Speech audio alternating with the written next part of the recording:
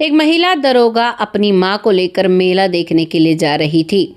लेकिन जैसे ही वो नाव में बैठ रही थी, उसमें नदी पार करनी थी, तो नाव में जब वो बैठती है तो वो देखती है कि जो गमछे वाला व्यक्ति है, उसे देखकर उसकी माँ जोर जोर से रोने लगी। और वो बार बार कह रही थी कि तुम ही हो ना। लेकिन वो नाव वाला व्यक्ति कहता है कि नहीं जी, आपको कोई गलतफहमी हुई है। आखिर ये जो महिला दरोगा थी, जिसका नाम रचना होता है, उसकी माँ का नाम कमलेश है। वो कहती है कि माँ तुम्हें क्या हुआ, तुम ऐसे किसी को भी कैसे आप अपना पति कह सकती हो। आखिर वो उसे देखकर ऐसा क्यों कह रही थी, आइए जानेंगे इस कहानी में। नमस्कार, मैं महक चौधरी। आज की कहानी पश्चिम बंगाल की है। यहाँ पर पति पत्नी है। पति जिसका नाम रोशन है, पत्नी जिसका नाम कमलेश है और उनकी एक बेटी जिसका नाम रचना है। तीनों का सकुशल परिवार था। आगे उन्होंने सोच लिया था कोई भी बच्चा नहीं करना है। काफ़ी गरीब परिवार था। पति मेहनत मजदूरी करता, लेकिन फिर भी कमियां पूरी नहीं होती थी।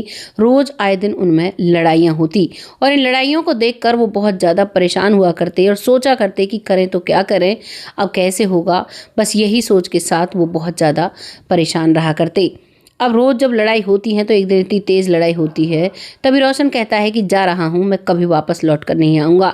लेकिन अक्सर रोशन कह दिया करता था कि मैं जा रहा हूँ, आऊँगा नहीं, लेकिन वो शाम को कमा कर पैसे आ जाया करता, क्योंकि वो अपनी पत्नी और अपनी बच्ची से बहुत प्यार किया करता था। उसकी जो बच्ची थी वो ज़्यादा बड़ी नहीं थी, मुश्किल से अभी कोई 12 साल की होगी समथिंग। अब जब 12 साल की लड़की है, उसके खर्चे भी बढ़ते हैं, वह बड़ी हो रही है, तो ज़्यादा कलेश होते थे। अब रोशन ये बात कहकर निकलता है और जिस ट्रेन से वो जाता है उस ट्रेन का एक्सीडेंट हो जाता है। ये खबर जब टीवी में आती है तो उसे पता था कि मेरा पति काम के लिए गया है इससे, और ये तो एक्सीडेंट हो गई। तो वहाँ भागी दौड़ी जाती है बिना चप्पलों के। इसकी बेटी साथ में है। वहाँ जाकर सभी को देखती है, लेकिन रोशन का कहीं अता पता नहीं होता है। वो सभी जगह जहाँ पर डेड बॉडीज़ रखी हुई थी वहाँ पर भी देखती है और कहीं भी कोई भी सुराग नहीं मिलता है। तभी वहाँ पर अनाउंसमेंट किया जाता है टीवी पर कि जो लोग मर चुके हैं इस घटना में, उनको 12-12 लाख रुपए दिए जाएंगे। अब ये बात कमलेश जब घर पर सुनती है तो इसे थोड़ी राहत मिलती है कि चलो बेटी की परवरिश तो कम से कम हो जाएगी, और अब ये 12 लाख रुपए लेने के लिए जाती है। लेकिन दोस्तों, वहाँ से जो कानूनी लोग हैं वो इसे ये कहकर भगा देते हैं कि ना तो तुम्हारे पति की डेड बॉडी मिली है, ना ही ये पता था कि वो इस ट्रेन में टिकट कर रहे थे, मतलब ट्रैवल कर रहे थे या नहीं कर रहे थे। इस बात को सुनकर कमलेश को बहुत बुरा लगता है, लेकिन करे तो क्या करे, उन लोगों से लड़ थोड़ी ना सकती थी। कमलेश वहाँ से आती है, रोती है, बिलखती है। ना तो पति रहे, कमाने वाले रहे, नहीं पैसे मिले। अब वो इस बेटे को खुद उठाती है और खुद मेहनत करती है, लोगों के घरों में काम कर, और अपनी बेटी से कहती है कि बेटा पढ़ाई करो। इसकी बेटी भी लगातार मेहनत करती है और लगातार मेहनत करने के बाद 11 साल तक इतनी मेहनत करती है कि जो उसका जॉब है वो एक सरकारी मुलाजिम वो बन जाती है। अब जब उसे वर्दी की जॉब मिलती है तो माँ बहुत खुश होती है, माँ का सपना पूरा होता है।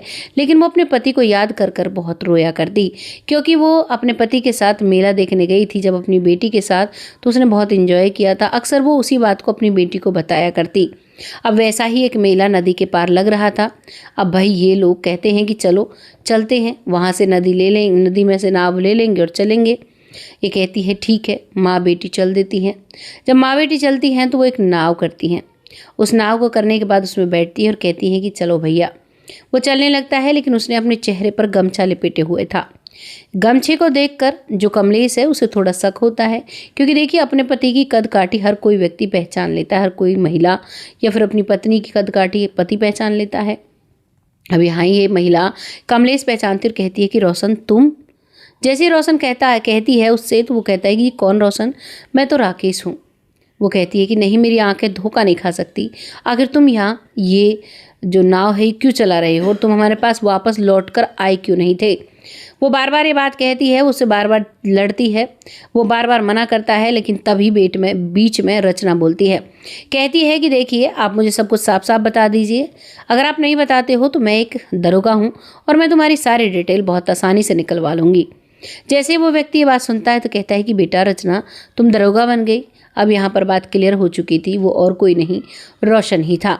मेला वेला तो वो घूमने नहीं जाते हैं, लेकिन अब वो एक साइड में उतरते हैं, उस नाव को रोकते हैं और बातें करते हैं।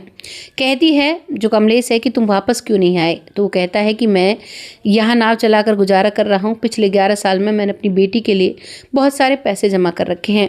वहाँ मैं इसलिए नहीं आया क्योंकि तुम इतनी परेशान रहा करती थी, पैसे नहीं है, पैसे नहीं है। जब ट्रेन का हादसा हुआ तो वहाँ पर उसी ट्रेन से मैं ट्रैवल कर रहा था। मैंने सोचा कि जब तुम कहोगी तो वो लोग तुम्हें पैसे दे देंगे और इसीलिए मैं वापस नहीं आया। तुम्हें 12 लाख रुपए तो मिल गए होंगे ना। तो वो पत्नी रोने लगती है, कहती है कि जब तुम्हारी डेड बॉडी ही नहीं मिली तो तुम्हारे 12 लाख रुपए कौन देता? कम से कम ये खबर तो देख लेते पूरी, जो तुमने अपने जीवन के अनमोल 11-12 साल ख़त्म कर दिए 12 लाख रुपए के लिए। अब वो रोने लगता है फूट फूट कर, कहता है कि मुझे तो पता ही नहीं था कि अगर मैं उन्हें मृत अवस्था में मिलूंगा तभी वो मेरे घर वालों को पैसे देंगे, अन्यथा नहीं देंगे। मैं सिर्फ इसी लालच से नहीं आया था कि मेरी बेटी के लिए पैसे हो जाएंगे, मेरी पत्नी घर को अच्छे से चला लेगी और मैं यहाँ रहकर कमाऊँगा। किसी दिन मैं तुम्हारे पास आता और चुपके से सारे पैसे तुम्हें दे आता, जिससे तुम मेरी बेटी की शादी कर देते, मेरी बेटी को रखते। अब ये बात सुनकर खूब रोते हैं वो तीनों। लेकिन तभी बेटी कहती है रचना कि देखो, अब हमारे बुरे दिन चले गए हैं, अब हमें अच्छे से रहना है और हम लोग एक दूसरे से मिलकर रहेंगे। इस बात को सुनकर पिता भी खुश हो जाता है, लेकिन पिता कहता है कि बेटा, अब तो तुम समझदार हो और अब तुम एक ऑफिसर भी बन गई हो, तो तुम अपने सरकारी आवास में रहना, लेकिन हमें अपने उसी गांव वाले घर में रहना है। तुम हमारा वहीं पर रहने का इंतज़ाम करवाओ, क्योंकि ये अपनी माँ को ड्यूटी के दौरान ले आई थी। उस घर को डेंट पेंट कराया जाता है और जब वहाँ पर रोशन पहुँचता है तो सभी देखकर हैरान थे कि रोशन तो जीवित है, तुम कहाँ चले गए थे? तो सभी पूछते हैं तो ये सारी बात हकीकत में बताता है कि मैं इस लालच से चला गया था कि मेरी पत्नी और मेरी बच्ची को 11 लाख रुपए 12 लाख रुपए मिल जाएंगे और कुछ मैं कमाऊंगा तो हमारी गरीबी कट जाएगी, इसीलिए मैं वापस नहीं आया। उस ट्रेन हादसे में मैं उस ट्रेन से उछटकर बाहर गिर जाता हूँ, मुझे थोड़ी बहुत चोट लगती है और उस चोट का इलाज मैं एक अस्पताल में करवा लेता हूँ और उसके बाद वहाँ से जैसे ही मुझे खबर मिलती है, अखबार में टीवी चला हुआ था उस हॉस्पिटल में और अखबार में भी पढ़ा था कि भाई 12-12 लाख रुपए मिलेंगे जो इस ट्रेन के हादसे की चपेट में आया है।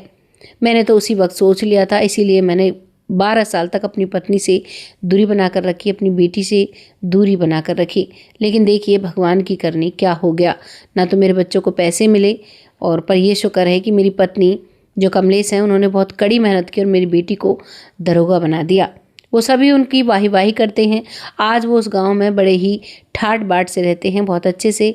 बेटी बाहर जॉब करती है और बेटी के लिए एक सरकारी अफसर ढूंढा गया और उससे साफ साफ कहा गया कि मैं यहाँ पर अपने माता पिता की सेवा करूंगी, क्योंकि मैं अपने माता पिता की इकलौती संतान हूँ। वो जो लड़का था उसे भी पूरा पता था कि भाई जो भी इसकी प्रॉपर्टी वो इसकी है और इसके माता पिता हैं, तो ये अपने पैसे से अपने माता पिता का खर्च उठा लेगी। वैसे भी जॉब करती है, मैं अपने पैसों से अपने माता पिता का खर्च उठा लूँगा। बहुत कम लोग होते हैं ऐसे समझदार, लेकिन ये दोनों होते हैं और इसी तरीके से अब ये रहते हैं। ये थी कहानी एक परिवार की, जिस एक व्यक्ति ने अपने जीवन के 11 साल ख़त्म कर दिए सिर्फ इस उम्मीद में कि मेरे बच्चों को 11-12 लाख रुपए मिल जाएंगे। दोस्तों, सुनकर भी ऐसा लगता है कितने भोले लोग होते हैं ना, जो जानकारी नहीं निकालते और अपने जीवन के इस अनमोल समय को लुटा देते हैं। पैसा कितनी बड़ी चीज़ हो गई है ना, लोगों के बीच में कितनी कितनी दूरियां कर दी हैं पैसों ने। वाकई में इन कहानियों को सुनकर पता लगता है। बाकी आपको जो लगा है आप अपनी राय कमेंट बॉक्स में लिखें, लोगों के साथ शेयर करें। तब तक आप सब खुश रहें, आबाद रहें। जय हिंद, जय भारत।